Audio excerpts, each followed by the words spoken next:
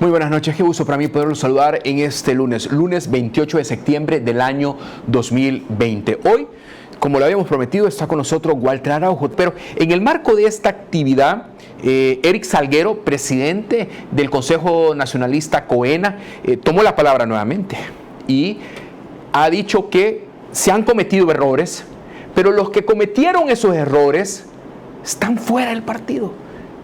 Y una vez más, como Mauricio Interiano, ha pedido perdón a la población. En lo más mínimo, si son es el acostumbrado llanto de sirena, o sea, es el engaño, es la mentira, es el volver otra vez a querer engañar y mentir a las personas. Es que mira, un arrepentimiento conlleva, y puedo hablarlo con toda la propiedad del mundo, al propósito de enmienda, ¿sí? Yo me salí de Arena y no me quedé con decir perdón, nada más, me equivoqué, estuve 32 años de mi vida, casi 33, y ahí dejé gran parte de mi vida y me arrepiento de todo lo que hice. No, José Luis, para poder tener un propósito de arrepentimiento y una voluntad de arrepentimiento, debe haber un propósito de enmendar las cosas. ¿Y qué es lo que uno hace? Uno cambia y uno actúa de forma diferente. Don Walter, en el pasado con Mauricio Interiano vimos que como que lavaban un chaleco y así cerraban el capítulo de lo que había sido Alianza Republicana Nacionalista con Francisco Flores Pérez y con Elías Antonio Saca. ¿Eso no sirvió? ¿Y quién no siguen haciendo lo mismo? Pues si es que el problema no pueden lavar el chaleco, hoy tal vez se quitan el pantalón, lo lavan y se quitan el calzoncillo y también lo lavan, porque mucho miedo han de sentir ahorita de cara. ¿Cuántos días estamos hoy?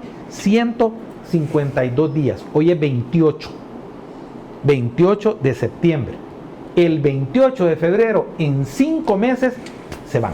El señor presidente tuvo a bien a dar una conferencia de prensa el jueves pasado por la noche. Fueron aproximadamente 92 minutos de conversación directa con la población, hace nombramientos, pero hace un acercamiento con la prensa en donde deja abiertas las preguntas, cualquiera puede preguntar. Pero minutos antes de esta conferencia de prensa, la diputada Margarita Escobar hizo un Facebook Live y le pide al presidente que en la cadena de radio y televisión que está a punto de iniciar, por favor, no vaya a atacar ni a la prensa, no vaya a atacar al señor Javier Simán, ni a la oposición, justificando los desaciertos que tiene esta administración del presidente Nayib Bukele. Veamos cómo Margarita Escobar le envía un mensaje minutos antes al presidente Nayib Bukele en torno a esta cadena de radio y televisión registrada el jueves pasado desde el Salón de Honor de Casa Presidencial. Veamos a Margarita Escobar. Señor presidente, con todo respeto, usted nos pide que cerremos los ojos, pero yo le pido al pueblo salvadoreño que abramos los ojos. Todavía tiene tiempo en su cadena nacional, señor presidente, de dejar de echarle la culpa a la prensa, a la familia Simán, al pasado, a los periodistas, al nombre del Salvador, a los salvadoreños, a todo lo que existió antes que usted. Y de verdad, presidente, ¿por qué no nos habla sobre cuál es su plan para la reactivación económica del país? ¿Cuál es el plan y las ideas que tiene para recuperar el empleo que los salvadoreños han perdido? ¿Qué respuesta nos da sobre las averiguaciones del Faro de su vinculación y la de su gobierno con las maras en El Salvador? ¿Qué le responde a los congresistas norteamericanos que le reclaman que usted se ha alejado de los patrones democráticos del país? ¿Qué le va a decir a los inversionistas extranjeros que pueden confiar en El Salvador y en usted y que no les va a cambiar las reglas del juego para que El Salvador se desarrolle? Yo le pido, señor presidente, con todo respeto, que no nos pida que cerremos los ojos, porque yo le pido al pueblo salvadoreño que los abra y que usted, señor presidente, nos dé respuestas serias y que termine esta democracia teatral que ya se está quedando sin guión. No, yo creo, José Luis, así entre penumbras y tenebrosa, doña Margarita, ¿verdad? Es que el pueblo ya abrió los ojos, Margarita, porque el pueblo sabe que ella es ladrona. La sociedad salvadoreña sabe que ella es una ladrona, que se robó los sobresueldos. Y ese es el problema de esta señora. esta señora cree que declamando, que hablando bonito, es que yo le voy a explicar. Y hablan de odio, si es que el odio no se lo ganó el presidente Bukele para ustedes. La población odia a Arena y al FMLN hace mucho rato antes que el presidente Bukele. Y lo que ellos están pidiéndole a la sociedad salvadoreña, no digan nada de mí, no hablen nada de mí, no digan que Javier Simán ocupó los parámetros del TLC y hizo un dumping llevando mercadería directa desde China hasta Estados Unidos y engañando, aprovechando de las exenciones de impuestos en El Salvador, y que entonces defraudó al fisco salvadoreño, cometió una serie de delitos. Eso es lo que quiere que no se diga. ¿Por qué? Porque él es financista de Margarita, porque Javier Simán y la familia Simán son financistas de Arena y son los que controlan la política de Arena, ANEP y de FUSAES en este momento. No, Margarita, no nos vamos a callar. Si es que el pueblo salvadoreño no nos ha mandado a callar. El pueblo salvadoreño nos puso el 3 de febrero y nos colocó en la condición para cambiar esto. Este es un proceso de transformación, José Luis. Este es un darle vuelta totalmente al calcetín, como se dice, sencillamente. Es no volver al pasado. Y para no volver al pasado hay que llegar a las raíces de lo que produjo este tipo de situaciones. Se robaron entre Arena y el Frente más de 40,000 millones de dólares. No solo en defraudación ni evasión, se lo robaron. Solo de las partidas secretas sustrajeron más de 1,000 y tantos millones de dólares. En el caso del Chaparral, el caso de la Arenita 3.0, el abuelito de Arenita 3.0, del señor, ¿cómo es que se llama? Johnny Wright. El abuelo de él se picó. Él no es una persona honrada. Perdón, este señor, don Billy Solván, negoció para no ir condenado con los italianos en el caso Cel Enel. ¿Ah? Él no fue absuelto. El papá de Johnny Wright de Arenita 3.0, el señor fue el que lavó el dinero de lo que se robó Paco Flores de los terremotos. Margarita, esa tal Margarita, ella fue a esa tal Margarita la pusieron porque era hija del Pato Escobar. O sea, en una función de esa muy... Yo lo sé porque yo estuve en Arena. Y Margarita ni dirigente era, ni cercana a los presidentes. Es por esas amistades, por ese compadrazgo, porque es familiar, porque era hija del Pato, porque es parte de esas argollitas. Así llegó a ser viceministra, José Luis. No porque supiera algo, si esa señora de lo que menos tiene es de diplomática. De diplomática no tiene Margarita Escobar absolutamente nada. Esa es una farsa. Tony Saca la puso, va, Tony la puso. Ni nos da de hartar el Faro.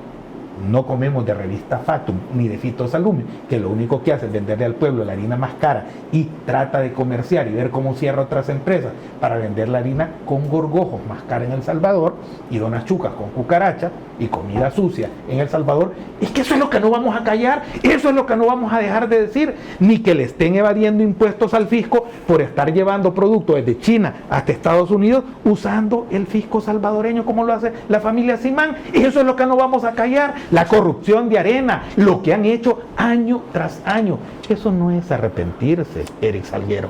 Eso es querer conservar el poder para seguir tapando lo mismo de siempre. Ahora, tuvo a bien a desclasificar los archivos vinculados al caso del Mozote. No obstante, advertía que muchos de los cuales han sido destruidos en estos 40 años que han pasado. Esta mañana el subdirector del Instituto de Derechos Humanos de la UCA, Manuel Escalante, que acaba de anunciar que en su calidad personal ha sido convocado y ha admitido él formar parte de este consejo de notables que está conduciendo el señor vicepresidente Félix Ulloa para las reformas constitucionales. Él va a estar ahí. Tuvo a bien a conducirse hasta la Fiscalía en la Sultana y poner un aviso penal para que se investigue y se castigue los responsables de la destrucción de estos archivos militares. No estamos acusando a nadie, es decir, no estamos acusando al presidente de la República, lo que estamos es solicitándole al fiscal general de la República que comience una investigación para identificar quiénes son los responsables. Ahí pues obviamente el momento de investigar se sabrá quiénes son los que han ido buscando, por ejemplo, han hecho la búsqueda, o quiénes son los que estuvieron a cargo de estos documentos y bajo su resguardo pudieron haber sido destruidos. Acuérdense que también el presidente de la República dijo que todo esto pudo haber ocurrido en los últimos 40 años.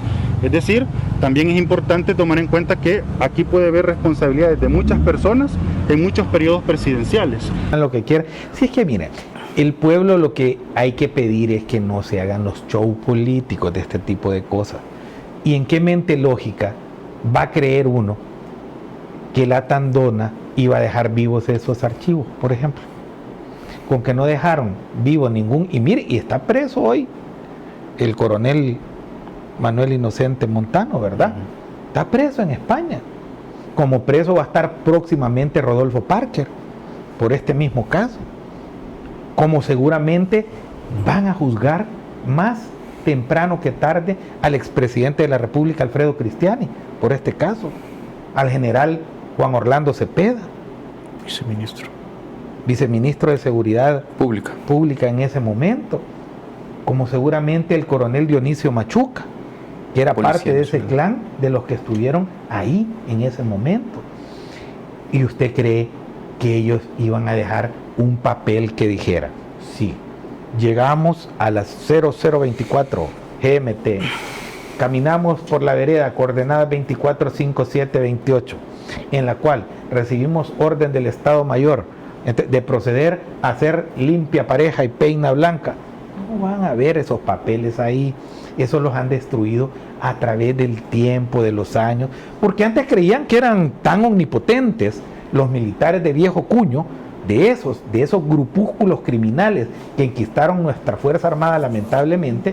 Esos grupúsculos creyeron que iban a ser intocables. Era que Mauricio Funes Cartagena no desclasificó estos archivos militares, si es de un sector que no estaba involucrado en la matanza del Mozote y que no tenía costos políticos para ellos. Porque ahí estaba Munguía Payés, y habían muchos acuerdos. Acuérdense que Munguía Payés venía de ser el edecán militar del expresidente Duarte, y con muchas conexiones políticas desde el general Arios con el general Vides Casanova, Eugenio Vides Casanova, quien era pariente de Cristiani porque estaban emparentados a través de la esposa del expresidente con la esposa de Vides Casanova.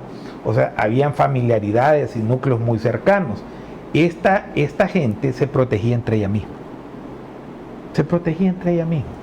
Y este tipo de crímenes como el Mozote, el Zumpul, la matanza del Mozote, del Zumpul, la masacre de los jesuitas, el asesinato de las monjitas Marignol, el asesinato del padre Rutilio Grande, el asesinato de Monseñor Oscar Arnulfo Romero, hoy nuestro San Romero de las Américas, son hechos que desprestigiaron grandemente a la vieja Fuerza Armada.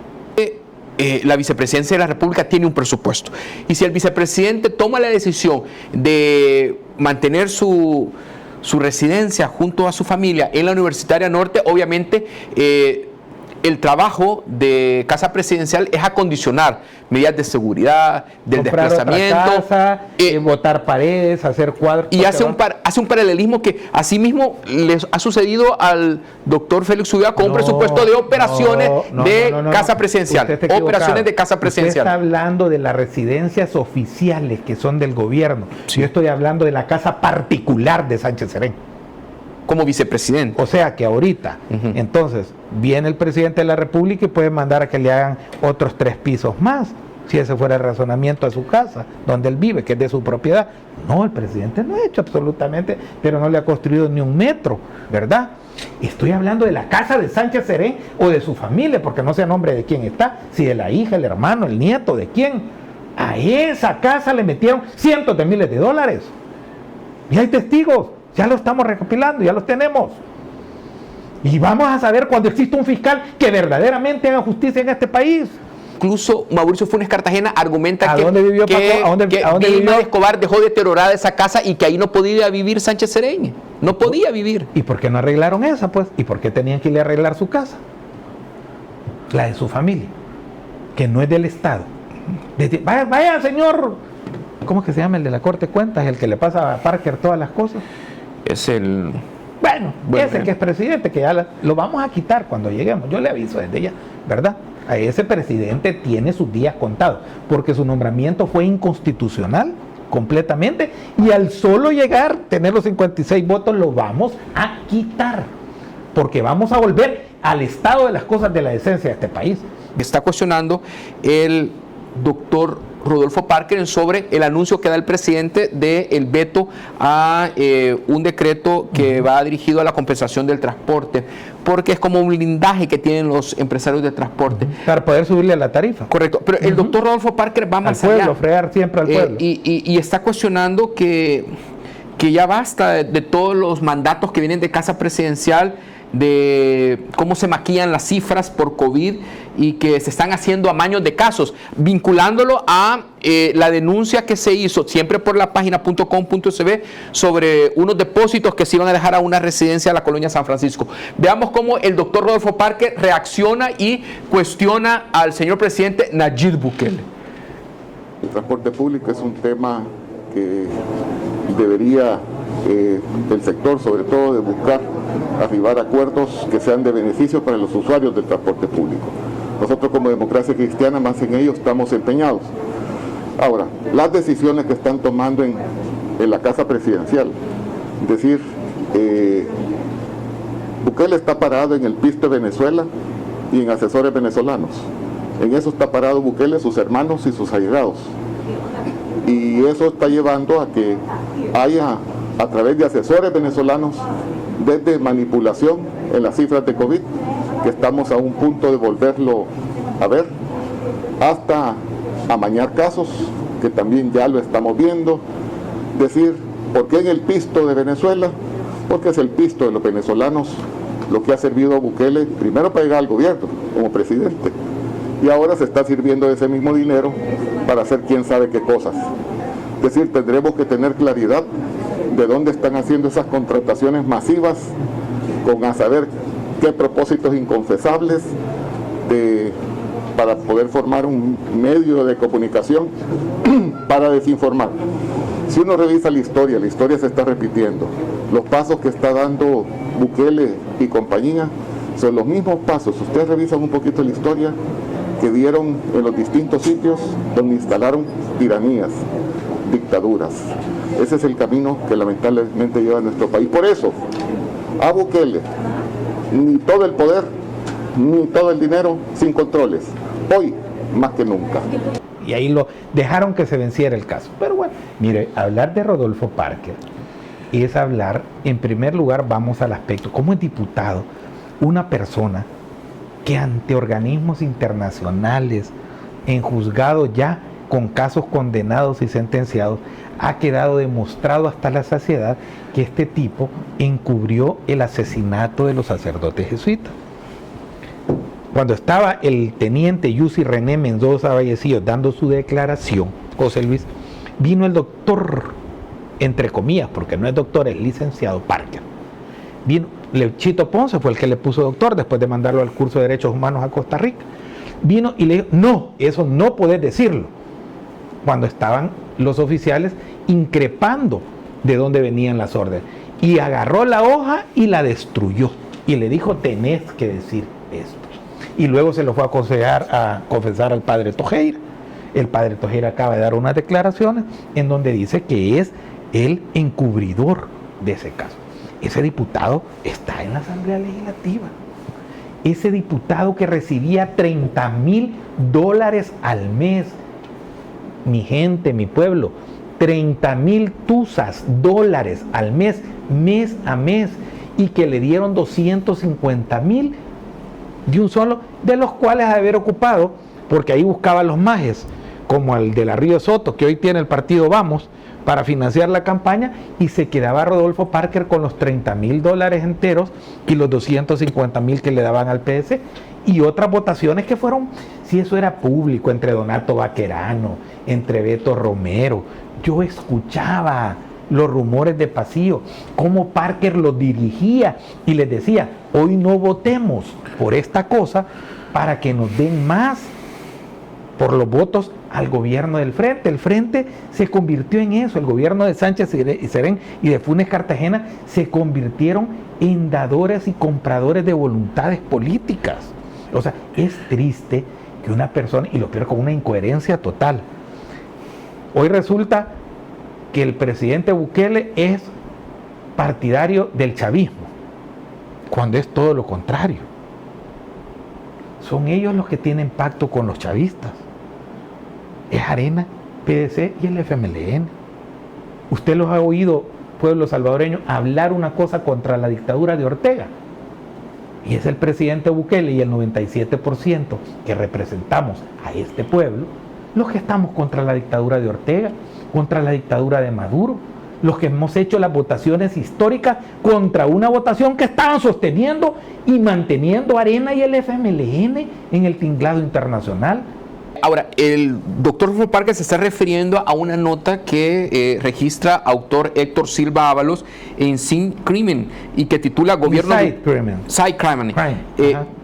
Bukele de El Salvador ligado al lavado de dinero en Venezuela y Estados Unidos, y hay un reporte ahí y sale don José Luis Merino, el comandante Ramiro. No tiene ahí viene la cosa. ¿Qué tiene que ver José Luis Merino con el presidente Bukele? Absolutamente nada. José Luis Merino es del FMLN, de los mismos de siempre, de los que están en sociedad plena y completa con Arena y con el PDC de Rodolfo Parker y con Javier Simán. O sea, quieren de nuevo con sus cagatintas de los Silva Ábalos, a los que les pagó Funes, a los que les pagó Saca, a los que les sigue pagando Javier Simán, quieren seguir engañando.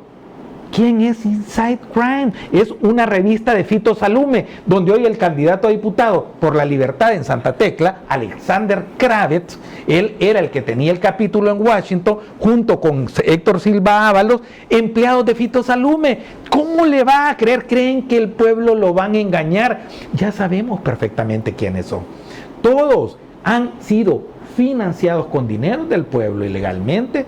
Silva Ábalos, Moisés Urbina, los del Faro, todos ellos. Por eso es que protegen las offshore en Panamá. Un Twitter que el señor presidente ha dicho: la Sala de lo Constitucional siempre le da la razón a la Asamblea, pregunta él. Margarita Escobar, sobre blindaje a los buceros, ya ni disimulan. Me tomaré todo el tiempo que me dé la Constitución para vetar ese adefesio y asegurarme que jamás entren en vigencia. Ustedes ya no hayan cómo dañar al pueblo. Veamos lo que dijo Margarita ayer durante la asamblea ordinaria de Alianza Republicana Nacionalista, 39 años. Creo que vemos que la Sala de lo Constitucional le da siempre la razón a la Asamblea Legislativa. No ha habido una sola resolución de la Sala que le haya dado la razón al presidente. Así es que espero que el presidente no vete esto y que ofrezca una solución de inmediato con el transportista y que se pongan de acuerdo. ¿Cómo ve que el diputado Reyes no está de acuerdo con la votación que Arena hizo? El diputado Reyes ha tenido una lucha bastante fuerte por años. Nosotros se la respetamos mucho. Nosotros creemos de que esa es parte de la libertad de ser un diputado, pero un diputado disciplinado, no un diputado desleal, sino que un diputado que ha planteado sus razones y que la bancada le comprende mucho. No tengo ninguna crítica al diputado Reyes por su postura. En lo que sí estamos de acuerdo en que no se debe aumentar el pasaje y que el servicio debe mejorar. En lo que está la discrepancia es cómo se mejora y cómo se estabilizan las tarifas del transporte público. Denuncia que ha hecho Carlos Reyes, jefe del grupo parlamentario de Alianza Republicana Nacionalista Arena, en donde le pide al presidente no jugar con el pago de los empleados de la Asamblea Legislativa ni con los del órgano judicial, que no se vale meter la política con el sustento de los empleados públicos, que no se puede tratar de esa manera a los empleados públicos. Veamos cómo Carlos Reyes, jefe del grupo parlamentario de Arena, hace esa denuncia porque ya hay 5 o 6 días de demora para poder depositar el salario de los empleados, tanto del órgano judicial como de la Asamblea Legislativa, y parece ser que esto está teniendo efectos inmediatos en las familias de cada uno de los empleados públicos. Veamos al diputado Carlos Reyes. Es lamentable porque la responsabilidad del ministro de Hacienda es cancelarles a tiempo a todos los empleados de la República. Entiendo yo que él ha pagado ya todo lo que tiene que ver al Ejecutivo, incluso entiendo que también va a pagarles en estos días al órgano judicial, y está dejando sin pagarle al órgano legislativo. Es lamentable porque sabrá usted que hay muchísimas familias que dependen de este salario que tienen sus trabajadores de la Asamblea, y que hoy por hoy no se haya recibido definitivamente ese sustento. Hay muchos que me comentan ya que se están adquiriendo incluso deudas, que están sin poder cumplir con compromisos incluso bancarios. Es lamentable la posición que tiene el señor ministro de Hacienda, sobre todo haciendo política del salario, haciendo política de la comida de los que dependen de los trabajadores de la Asamblea Legislativa. Crisis que no ha sido producida por nadie, la pandemia es mundial, los déficits en la balanza presupuestaria existen en todas partes del mundo, José Luis. O sea, lo primero que debemos de entender todos, que esto no es culpa de ningún gobierno, esto no es culpa de ningún... Bueno, ni siquiera es culpa de la oposición, porque no vamos a venir de ridículo a echarle la culpa que trajo el virus, la oposición al país. Eso no es así. Hay una pandemia mundial que tiene consecuencias. Lo que sí es totalmente inaceptable es que con qué moral va a venir Carlos Reyes a reclamar el pago inmediato para los diputados cuando tienen detenidos la aprobación de los fondos a la pequeña y mediana empresa de cientos que impactaría positivamente en cientos de miles de hogares salvadoreños. No, pero es que a él le preocupa más y él prioriza los 2.000 empleados políticos partidarios que no llegan a trabajar y que son los asesores de la Asamblea, que se gastan $3.5 millones al mes. 5 días, pero no vayas a tocarles, no vayas a tocarle ni a ellos ni al bolsillo de su gente 5 días, porque ahí salen, y los fondos para la pequeña y mediana empresa, sobre el fondo de apuntalamiento 600 millones. 600 millones, esa es responsabilidad de Carlos Reyes, de Margarita Escobar, de Jorge Chafik Handal, de Cristina Cornejo, de Rodolfo Parker. Ahí no hacen nada por el pueblo, de proveer los recursos necesarios para el Hospital del Salvador. Eso no cuenta para ellos, es que son unos sinvergüenzas. Pero esta mañana en los tribunales del Centro Judicial Isidro Menéndez, cuando el expresidente Elías Antonio Saca se presenta y el presidente de la República reacciona inmediatamente. Dice: el sistema de justicia que tanto protegen los mismos de siempre confunden separación de poderes con dejar que corruptos manejen esos poderes. El 28F, el pueblo salvadoreño pasará factura. Y esto es porque el señor expresidente Elías Antonio Saca podría salir en libertad el 27 de octubre del 2021, porque se ha acreditado la reducción de la pena este día por un juzgado de instrucción. Está el 27 de octubre del 2021. Vemos al expresidente Elías Antonio Saca al interior de este juzgado de vigilancia penitenciaria. Ahí vemos al señor Machado, al hermano de Mario Machado atrás, que es el bufete que está llevando la defensa del expresidente Elías Antonio Saca. Vamos a escuchar lo que dijo. ¿Satisfecho, señor Saca, con la resolución? Señores, ante el licenciado Machado les va a dar declaraciones. ¿Pero usted se siente satisfecho con la reducción de los 2 años? Permiso, vamos contentos. Gracias. Son procedimientos judiciales. A mí lo que en este caso, el caso del expresidente Saca, yo lo que quiero ver es a otros procesados, José Luis. Y eso es lo que vamos a buscar. No puede ser posible que toda esa lista de los sobresueldos ande ahí en la calle tranquilamente. Que los que se vieron beneficiados de esos decenas y cientos millones de dólares del expresidente Saca anden ahí en la calle. O sea, no es posible. Él lleva su proceso, él cargó con todos los muertos de todo. Él confesó, señor. Él confesó. Sí, señor. Él confesó y cargó, pero ahí quedan toda una serie de corruptos de Arena increíbles, o sea, que ahí andan con una solvencia hablando en las cámaras. ¿Por qué? Porque los canales están interesados que este tipo de individuos y de malvivientes sean los voceros de la sociedad para la conservación de los privilegios. ¿Por qué? Porque el diario de hoy no quiere pagar impuestos. Porque la prensa gráfica no quiere pagar impuestos. Hoy no sé ni qué impuestos van a pagar, porque esas babosadas no venden ni 1000 papeles al día. Los diarios están quebrados. O sea, son ya y partos inútiles, pero están en una lucha ideológica, política de preservación, porque no quieren entender que ya no van a seguir robándole más al pueblo. Ya llegó Funes con sus puritos chiquitillos que andaba, y todos sus maletincitos y las cosas, a esa reunión. Yo lo que les expresé, que de parte mía no iba a haber ningún impedimento en aceptar las cosas cuando estuvieran correctas. O sea, hechas como debían de ser. Que esa es la función de un funcionario. De acuerdo. No puede ser de otra forma. La gente de Arena y del FMLN, ¿cómo tienen que solventar esto los sobresueldos? Pero es que Mauricio Funes, mire, para él todos lo atacan. Leonel Flores, su director del Seguro Social, que es porque es criteriado, ¿verdad? El secretario privado de la presidencia, Francisco, porque es criteriado, y fue su secretario privado. La doctora María Isabel, que ella sabe que no le dieron un sobre, le daban todos los meses, lo dijo la señora públicamente, pero él, ¿cómo es que le hace? Como es drogadicto, porque Funes es cocainómano, o sea, y le hace, con la cabeza puro pimpollo loco. Entonces el tipo viene y estrictamente tocado empieza a decir que una vez que iba para afuera, no, señores, a doña María Isabel le daban todos los meses el sobresueldo, como se lo daban a muchos de los funcionarios del gobierno de Funes, no solo a la doctora María Isabel, si lo han confesado otros funcionarios del gobierno y de la administración. Lo dijo Alex Segovia. ¿Quién era? El secretario y hombre fuerte del secretario técnico, el hombre fuerte en el área económica. O sea, todo su gabinete lo está señalando, pero él no. Él dijo que habían sido manchados los sobresueldos. Ajá, ¿y cuál es lo que dijo él? ¿Qué es lo que dice Funes? Que me den el recibo en donde yo firmé.